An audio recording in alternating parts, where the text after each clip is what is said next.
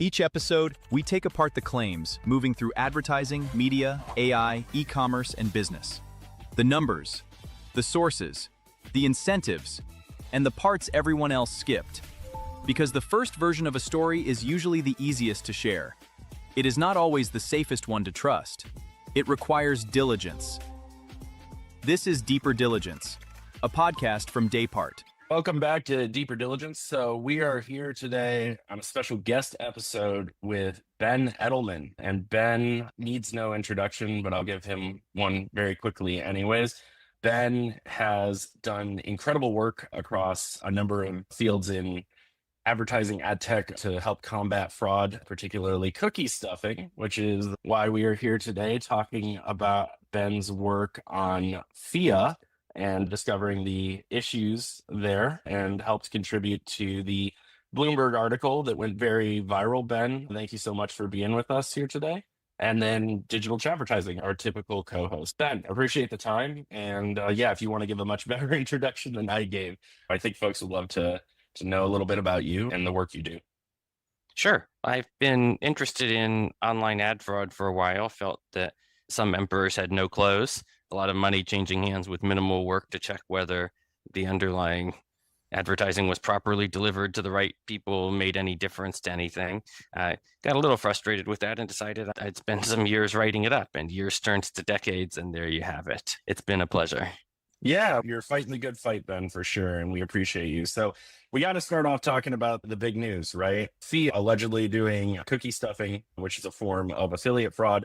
There was a big Bloomberg article that I believe you contributed to that had some pretty incredible reach, and folks really took notice, I think, partially because of who the co-founder was, Bill Gates' daughter, Phoebe Gates. And so, walk me through kind of how you started looking at Phia, kind of the journey to where we're at today.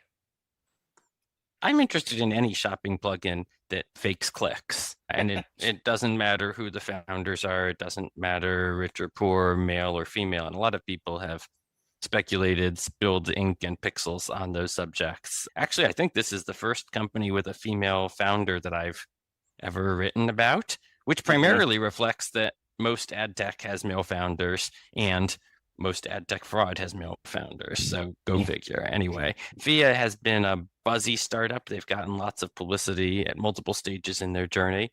I had watched that from the sidelines, but when I began to see evidence of forced clicks, that was something I definitely wanted to write about, given the significance of forced clicks, who they harm, the water under the bridge, who else has been caught using this method over the years, what happened to them, all things we can talk about, of course.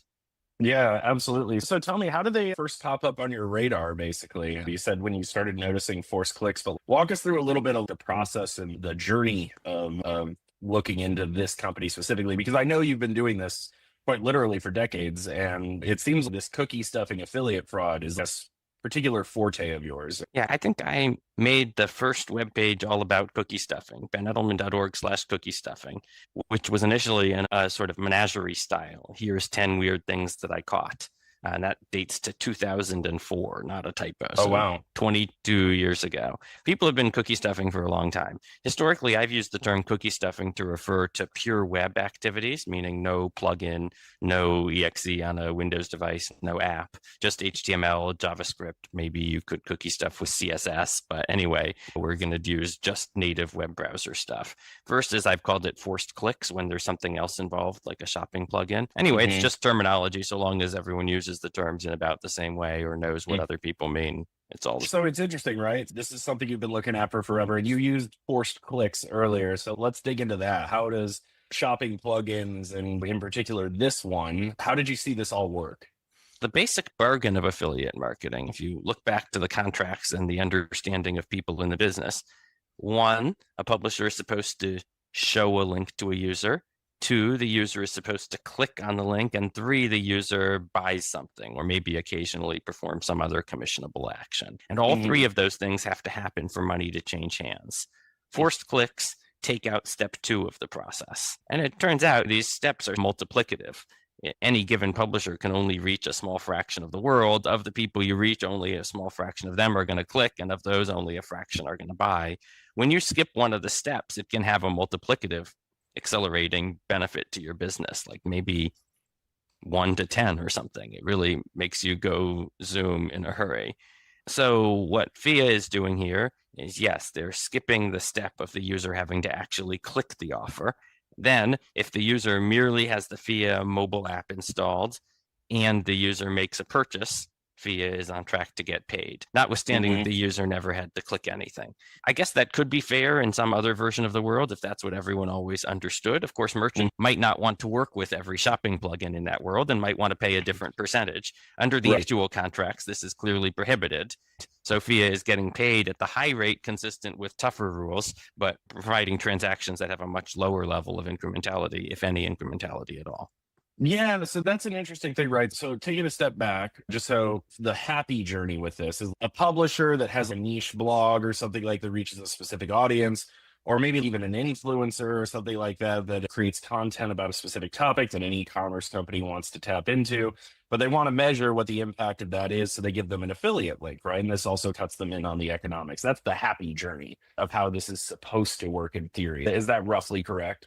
Yeah, the happy journeys almost always begin with a web page, with a person who has either their own website or a corner of someone else's site, as an influencer would. New York Times Wirecutter pays very talented journalists who need offices and equipment and health insurance and editors and the rest, but they review stuff. You might have a person assigned to review laptops. What's the best laptop to buy in 2026? I don't know. I have to test a bunch of them to figure it out. So they get a bunch of them, figure it out. They tell you to buy this new, say, Dell laptop. Here's the link. You click on that. You buy the Dell laptop. New York Times Wirecutter really does deserve some value on that action for the recommendation. And that's the golden path. That's what makes affiliate marketing tick. That's what makes companies willing to spend. And then you get a bunch of other kind of weird stuff, frankly, that's mixed in, riding the same technical rails, but providing a very different level of benefit to the merchant advertiser. Absolutely. And typically these all kind of aggregate through a handful of platforms, right? Like Commission Junction and some other places. But then there's also these plugins, right? Now tell me, do they use those sorts of marketplaces, or do they cut deals one-on-one? How does that work? Specifically, if we zoom in on the plugins, the shopping plugins. So first, as you say, there are a few big affiliate networks. You mentioned one, Commission Junction. These days, the biggest is Impact, which is also powering Rakuten, used to be called Linkshare. Both has its own shopping plugin and has an affiliate network called Rakuten Advertising. Anyway, try not to confuse those two because nothing good comes from being confused. In Europe, there's a big company called Awin, A-W-I-N, which is itself comprised of multiple acquisitions over the years. So these affiliate networks certainly do serve the shopping plugins. From the affiliate network's perspective, there is margin to be made on every transaction where an affiliate is getting paid. Certain incentive to invite in all of these affiliates of all types, really good and bad. Now, the networks want a good reputation. A network that has a bad reputation might lose merchants, might have trouble getting merchants who would choose a different network that has a good reputation. So the network's incentives are not terrible, but they're not perfect either. On the margin, they'd always rather have the thing stay in, and sending a publisher, even a pretty bad publisher, away means leaving money on the table. Then, as you say, a publisher could use direct relationships. In general, there haven't been that many direct relationships replacing networks. In part, networks' fees have dropped a lot over the years. It used to be a typical fee would be 30 cents on top of every dollar. So 30 out of 130, which is a 25%-ish fee. That's a high fee. That has dropped over time. Meanwhile, there are technical barriers to setting up multiple integrations. And so a lot of companies just stick with one. Got it. It's a simplicity play as well as a curation thing. As you said, incentives are mixed, but tend to lean good. So in particular, it's interesting that you called out this three-step process and focusing on Phia here just for a second. And you see this all the time where different parts of the process can be manipulated and they affect one another and can be multiplicative. So thinking about this specifically, the click is forced, but is it taking credit from another affiliate network or affiliate or something like that, which we've seen in the past?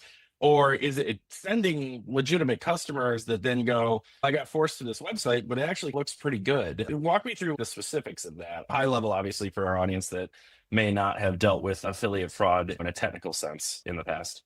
My article has two big sections, one about forced clicks and one about stand down violations. And we need to talk about them separately because they have different victims. They occur on different platforms for that matter. There's a lot that's different, even though it's the same underlying app, Phia, and the same monetization method through affiliate networks. So let's take forced clicks first. For forced clicks, I found that the conduct at issue was occurring only in an iOS plugin. So if you install Phia's iOS app onto your Apple phone or tablet, it really force you. The only thing it can do for you is tell you to get the iOS plugin. The app is not a plugin, but the app is like an ad for the plugin. And they'll tell you, click this, now click this, set these. Okay, now you have it. Good job. Okay. If you have that plugin, then when you go to one of the merchants that Phia was targeting, they won't necessarily pop up a window saying, here's our coupon codes, here's our offer, click this. They'll just do it in an invisible tab. We pick any merchant. We'll stick with Dell from before. You're at Dell.com, and as you're browsing Dell, you see an item, you add it to your shopping cart. Phia opens a second tab, which you don't really see in a mobile browser. It's not like the tab appears the way it would on a desktop, but there is a second tab. It can be shown if you click on the tab switcher at just the right time. That second tab loads the affiliate link, and then when Phia sees that the affiliate link is done loading, it closes the second tab, so you don't even see it hanging out in your tab drawer. From Dell's perspective, this is recorded as an affiliate lead, and if the user makes a purchase, Dell will pay the marketing commission to Phia as the quote-unquote last click. Now, there was no click, but nonetheless, it will be recorded as the last click. You asked who the loser is here. The primary loser is Dell shareholders, who should have kept 100 cents on the dollar. This should have been organic traffic to Dell, maybe because they advertised in a soccer game or on the side of a bus, or just the brand repeat purchases, and they're counting on some organic traffic to make advertising pay. If they had to incur the advertising expense on every single purchase, it would be that much tougher of a business than it already is. They might have incurred an SEM expense. They might have just bought a click from Google for $2 a click or whatever outrageous price they incur for that. And now they're going to be paying both Google's $2, which you don't get back when an affiliate shows up, and also affiliates X%. So the first and foremost consequence is money out of the merchant's pocket. Comes straight from the merchant's bottom line. Now, if there had been another publisher in the story, if Wirecutter had referred the user to Dell and then Phia forced the click, the money would actually come out of New York Times Wirecutter's bottom line. That's unusual in that there's a lot more traffic that is not affiliate than traffic that is affiliate. If you think affiliate is, say, 10% of e-commerce, then 90% of the time there is no prior affiliate in the click stream, and 10% there is. And that makes sense. And so you said there's that aspect, and then the stand down aspect. Can you tell us a little bit more about that? So first, stand down rules. Stand down rules, again, are a creature of contract. It doesn't have to be this way. In some parallel universe, maybe there is no stand down rule. But in our actual universe, if merchants are worried that a shopping plugin might claim commission for work it didn't do, where it wasn't the real cause. As between Wirecutter and Phia in the story I just told, Dell would rather pay Wirecutter because they really need Wirecutter. Wirecutter is incurring more expense. They're doing something that's harder, that's more unusual. And if Wirecutter has to choose between promoting, I don't know, Dell versus Samsung, right? They might choose the one that they feel treats them right by not letting other people jump in at the last minute and steal the commission that Wirecutter wants to get. So the rules say that any shopping plugin must monitor what the user is doing, not to invade the user's privacy, but to stay out of the way. If you see that the user just came to Dell from Wirecutter, then don't pop up your offer.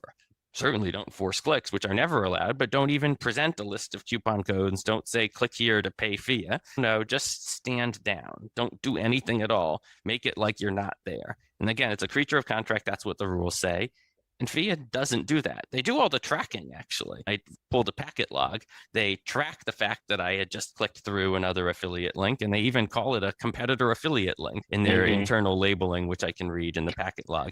But then do they actually follow the rule for what you're supposed to do when you see a competing affiliate link? No, they skip that part of sitting quietly, not interrupting the transaction, not popping up their offer. That's a serious violation too. It's weird. It feels less serious when it's compared to the forced clicks, but it's a totally serious violation. This is what the ongoing Honey litigation is about. There's Edge litigation, various others too. They shouldn't do that. The rules have been in place. Again, these are rules measured in decades. The rules are so clear. Phia even built the software to comply with it, but then didn't comply.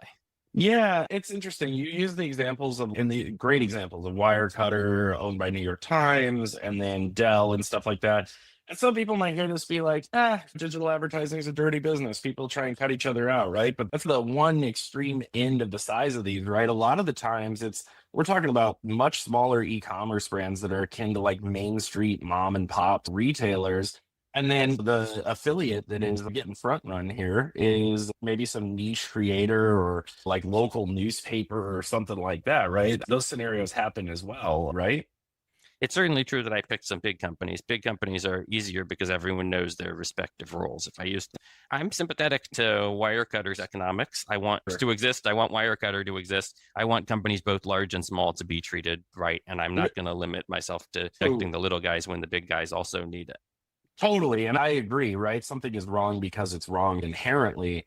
But I'm saying that like the harm of these sorts of things are not limited to big companies. So if somebody shrugs and says, I don't know, big companies are bad and I don't like those and they rip me off. So I don't mind if they get ripped off. It's like, that's not really the reality of a lot of what is going on in like affiliate, right? It's much smaller kind of SMB sort of companies, right? Or like individual journalists or creators. Chad, what do you got? Yeah, no, I just want to jump in. As you guys mentioned, like other people do get harmed as well. So like some of the smaller mom and pop stores. I saw like a Reddit post on NYC influencer Snark, which Ben, I also saw you comment on this like last night. But someone just mentioned about 3 hours ago that their company was on Phia and they noticed an abnormal surge in commissions over the course of less than a week from multiple repeat customers, and they immediately deactivated. But like, what's your take on that for everyone else?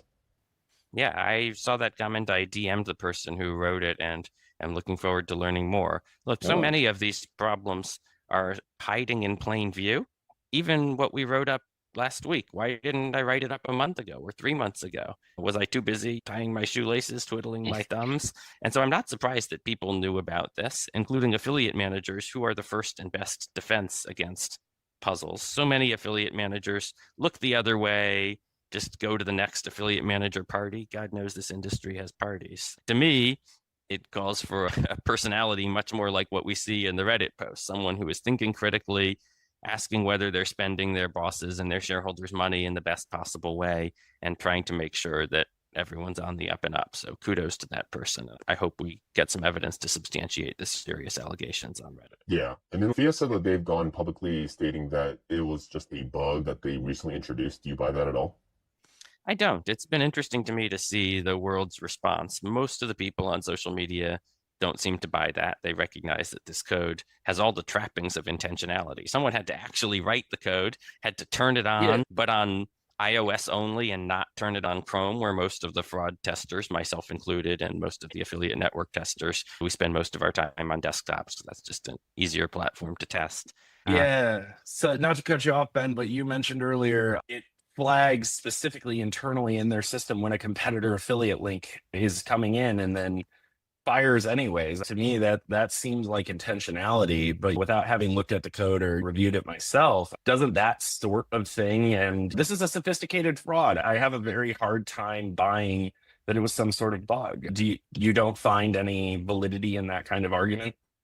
Again, there are the two separate practices, the forced clicks and the stand down violations. I was mostly opining on whether the forced clicks could be unintentional. The forced clicks to me seem quite clearly intentional in that they had to build the system that performs the forced clicks. And they had to give it a name and a settings in their feature flags window, and they had to activate it on mobile only. And it does not look unintentional to me. Maybe someday we'll get to the point where AI is writing software for us and the AI will write a feature that none of the people in the company knew it had written. But I don't think anyone was doing that in December 2025. I don't really think anyone's doing that today. Certainly not for real companies like this, which have dev teams and engineers. The fact that they benefit from it, it's certainly a convenient bug if it is a bug, but I just don't buy it. Now, that would be quite the Claude reward hacking. As to the stand down violations, lots of companies have had stand down violations over the years. And I don't think we can assume from the fact of a stand down violation in and of itself that it's an intentional stand down violation.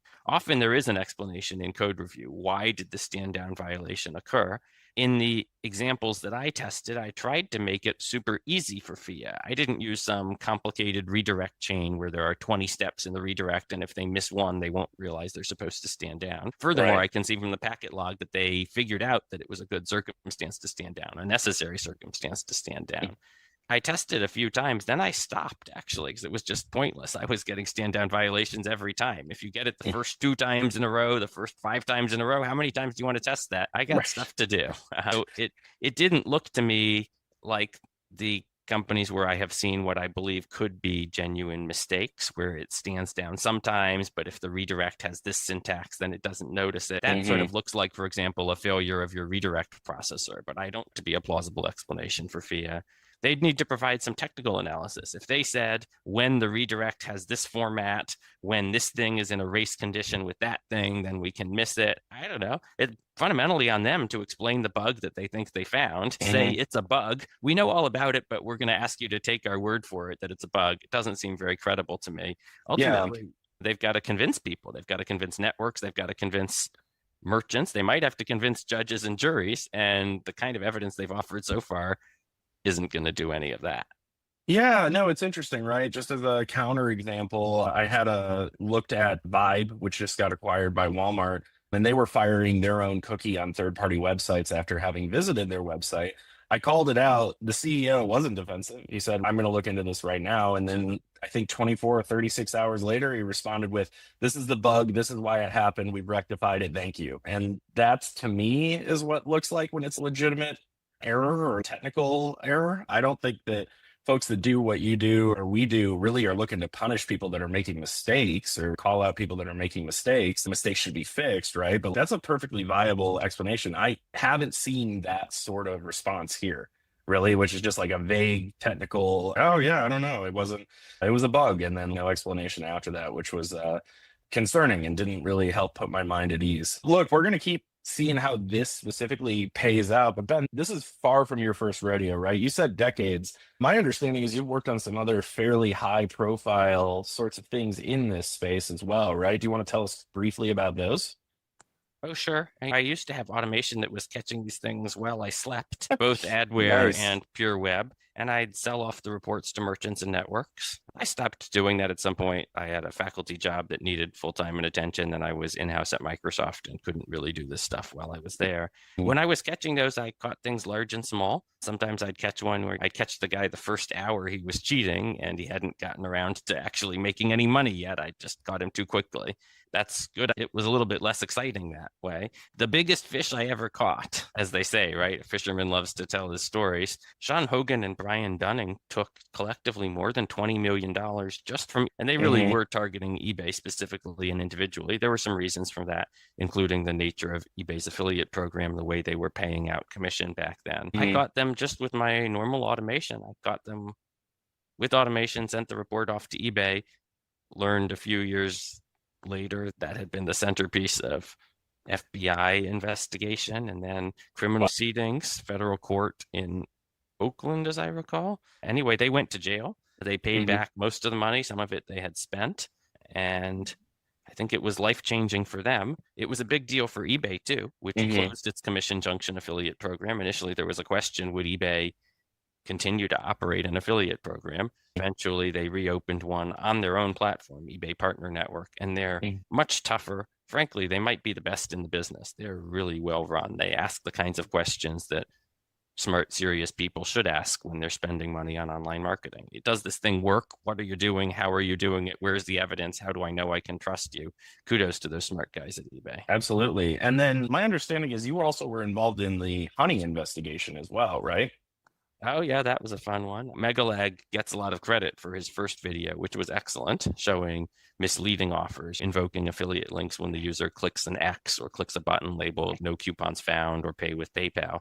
By his third video, the one that was joint with me, where I published a companion web write-up with my own videos and evidence and packet logs code, we were showing that the stand-down violations by Honey were intentional. Honey was classifying users based on a variety of factors, including IP address, purchase history, account age. If Honey thought that you might be a tester, then they would follow stand down rules. But if they thought that you were pretty clearly not a tester, because what tester would have installed the app a month ago and earned this many points and what have you, and they would violate the stand down rules. So it's very clear evidence of intentionality. It is the subject of ongoing class action litigation by publishers who say their money was taken by Honey. And I guess we'll have to see where that case ends. Yeah, no, that can take years. But, it's interesting from between when the report is published and the action is actually taken, it often can take years before vindication comes. And that could be a difficult and lonely place to be in. I know firsthand regarding some of the work that I've done as well in the space. And I appreciate you keeping up the good fight, even when folks are arguing with you and things like that, even when the technical evidence looks extremely clear. I guess my question, and advertising digital Chad, feel free to hop in here, but how do you stop this? Or can you stop this, right? What is the actual systemic macro solution to cookie stuffing is one example. I think you and I have both looked at instances of fingerprinting and retargeting and all sorts of nonsense that goes against all sorts of laws, regulations, and fraud, over user privacy, everything under the sun, right? But is there actually a way to stop this, or is it just going to be kind of whack-a-mole for forever, basically? Oh, whack-a-mole can work. You whack enough moles and the moles go live somewhere else. The eBay folks continue to reap benefits of the litigation of decades ago. Honey had special code hard coded into their app, and literally you open up their code base, which is JavaScript inside of a CRX Chrome extension. You edit find on eBay, and you see how they whitelisted eBay. They never cheated eBay. Even if they were sure they wouldn't get caught, they still wouldn't cheat eBay. And that's just hard coded into the app logic, I think, because everyone's scared of eBay. You put a couple guys in jail, and that sends a message, go mess with someone else. If it were up to me, if I were working for an affiliate network, say, I'd love to put some perpetrators in jail or take all of their money, and leave them with just nothing. I want all of the money you stole. I want you to cover my costs of technical experts who are not cheap and lawyers who are even more not cheap. And next thing, there's just nothing left. The liquidation value of your enterprise is zero. So too bad about that. And a couple of those will cause people not to want to cheat, whatever affiliate network steps forward and uses that strategy. What fun that would be. But more than fun, it would have a genuine deterrent consequence. Just the existence of a jail deters people from stealing stuff from retailers. I don't know how well that's working, how many people go to jail for stealing from retailers these days. But anyway, in the online context, we can catch them in a different way. The dollar amounts are a whole lot higher. And in my view, it's an investment worth making. Yeah, it's pretty obvious that Phoebe Gates didn't write the code herself. And I know a lot of the media wants to ride this because of the name that drives a lot more eyeballs to it. But given that you mentioned it does seem like this is something that has happened before, do you think it'll happen again with maybe other content creators or anything else in that space? Oh, I think we're going to see more affiliate misconduct. Affiliate misconduct, oh dear, has not ended. I have some other candidates on my list, things I would write about if I had infinite time or if I had a clearer business model to do it. This one was unusual in the brazenness of it, including the forced clicks, and that's what you see me most focused on. I'm not talking about whose father is who. That's just not what's important to me. Maybe it's important to other people. They can write what they want. Honey was unusual in that it was owned by a publicly traded company, and a big one at that. There's lots of other affiliate fraud by companies that are kind of small VC-backed companies that maybe would like to have a public issuance at some point. Anyway, deciding the right one to work on first. I think it's usually a surprise to people which thing I write about on which day, and I probably like it that way versus pre-announcing what I'm going to do next. Ben, really appreciate your time today. Thank you very much. I'm glad for whatever you write, because it does help clean up this kind of Wild West ecosystem. And hopefully the more moles that get whacked, the less moles there are to whack, as people say, hey, it's just not worth it anymore. So appreciate the work that you do. Thank you very much for walking us through kind of the more technical side of Phia and kind of this phenomenon in general. Thank you for the time today. And if you have any closing thoughts, would love to hear them, but very appreciated. Yeah, thanks for your interest. Thanks to your listeners for their interest. I accept suggestions. Anyone who has a lead they want me to pursue, I'm all ears, and I will run it down to the best of my ability. I could My probably inbox find is some on also my Instagram account. Yeah. I don't know. My Instagram account might find some leads or something. I got a lot of affiliate marketers and e-com marketers too, so we'll see. All right, excellent. Thank you very much for the time, everybody. Thank you for listening. Ben Edelman, follow him on Ben. What's your Twitter handle? BG Edelman. DG Edelman, if you want to stay abreast of whatever is happening in the world of affiliate fraud and more. Thank you again for the time, and thanks for listening, everyone.